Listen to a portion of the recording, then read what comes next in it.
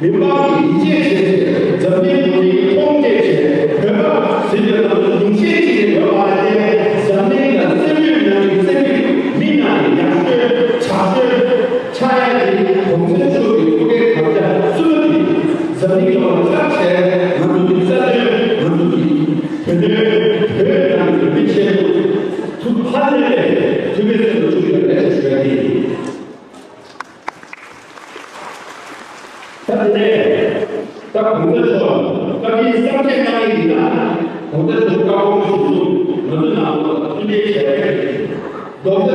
대해주자. 나는 가을 의상 아무 나는 나는 강제히 배워서 지키지 써주는 이런 분들이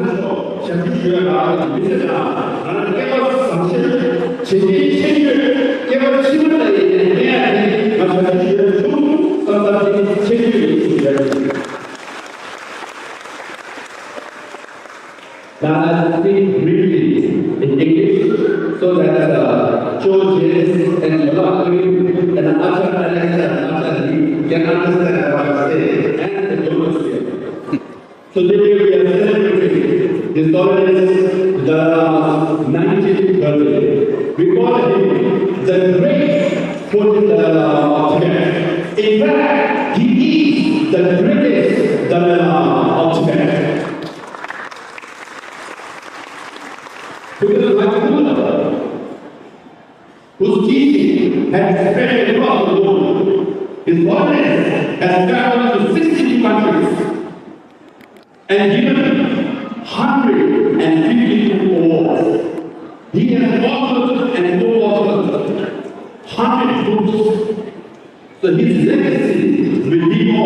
for hundreds and thousands of years like the Buddha himself. And he talks about four commitments.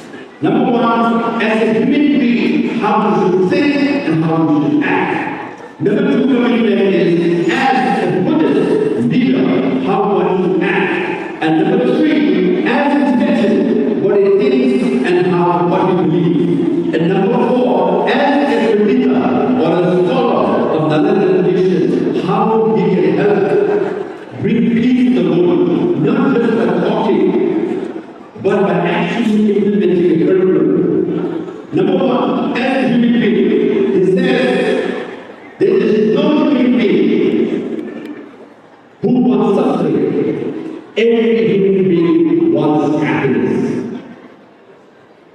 And there is no human being who wants violence and war. Everybody wants peace. If you want to achieve peace to the world, if you want to be a happy human being, what you must do is learn compassion and kindness. If you do that, if you change within yourself, if you are a kind person, if you are a compassionate person, you change, and the world will change.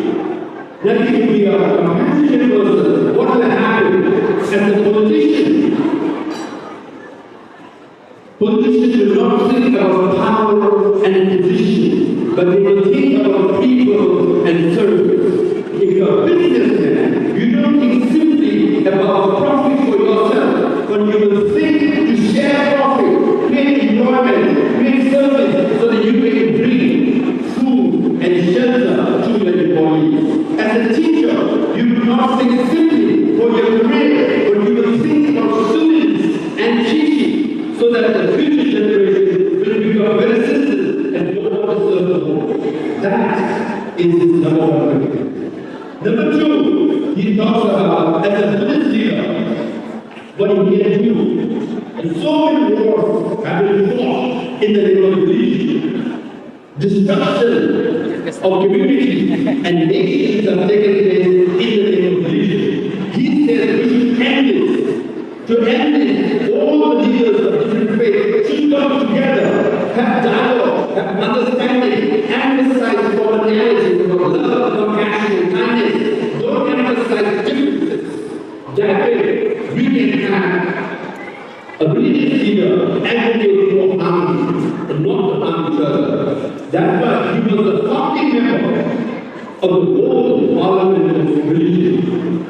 Able to get his body, bring spiritual leaders from all over the world, so that as much as possible, you could contribute towards peace and harmony in the world. And number three, as a Tibetan, he said he is a Tibetan, and Tibetan culture is rich, and Tibetan environment is precious, not just for 6 million Tibetans, but for the whole world.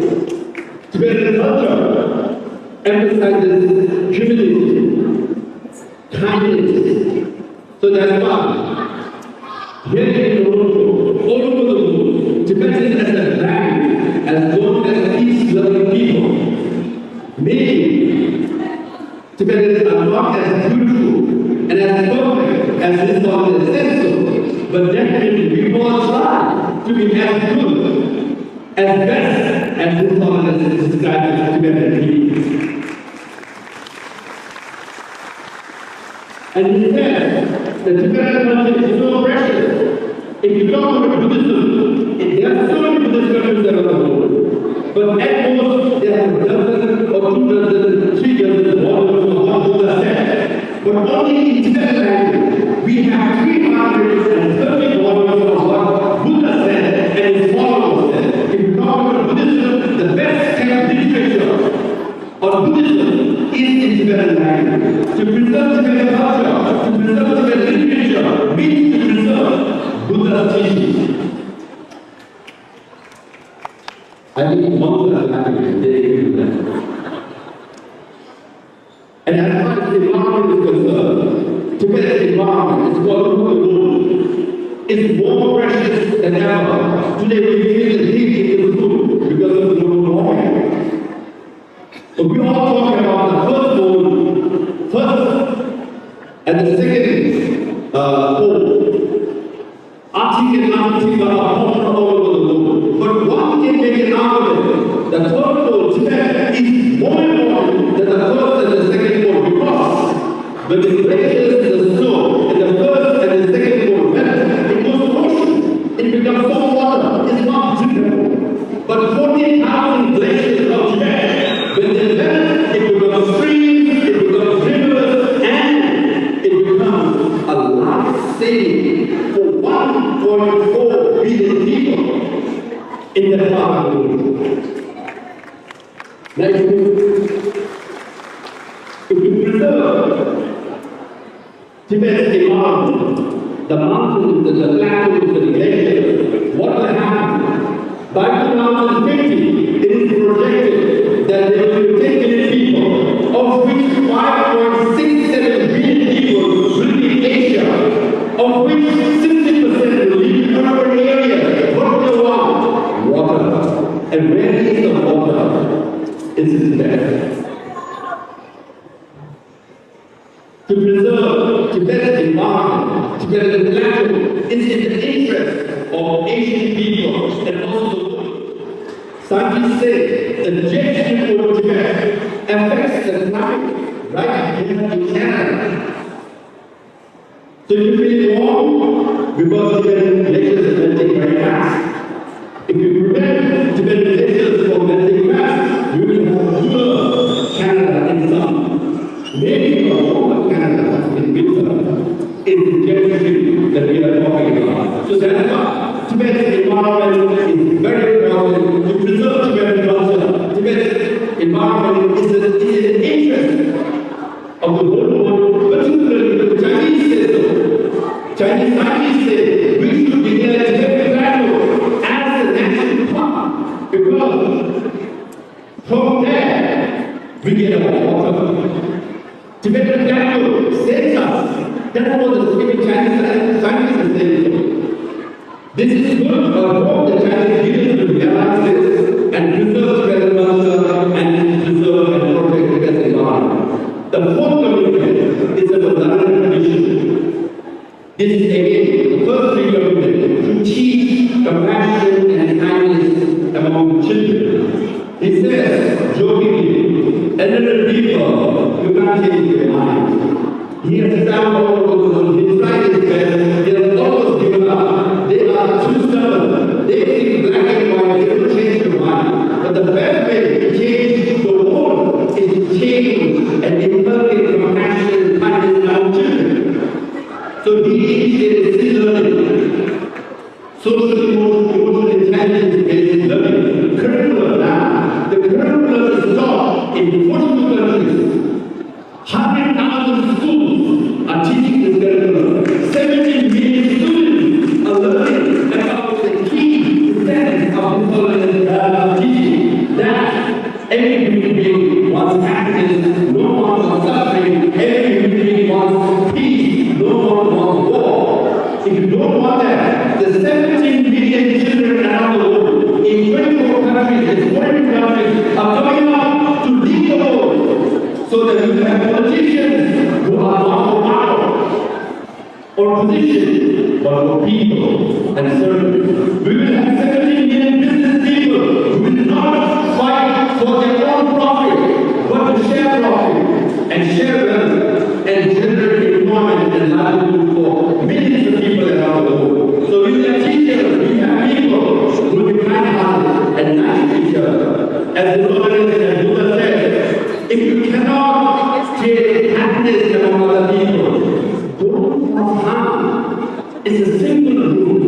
That's what Buddha is saying. So we are very proud that we are celebrating Buddha's 90th birthday. We pray that he will live very long. And recently he announced that he will live beyond 100 years. We are elated. He announced that the reincarnation of Holy Dharma will come and the institution of Dharma will continue, not just for the sake of 6 million Tibetans, not just for the sake of Buddhists around the world, but to bring peace, not violence, compassion and kindness in the world. Like Buddha, 10,500 years ago, see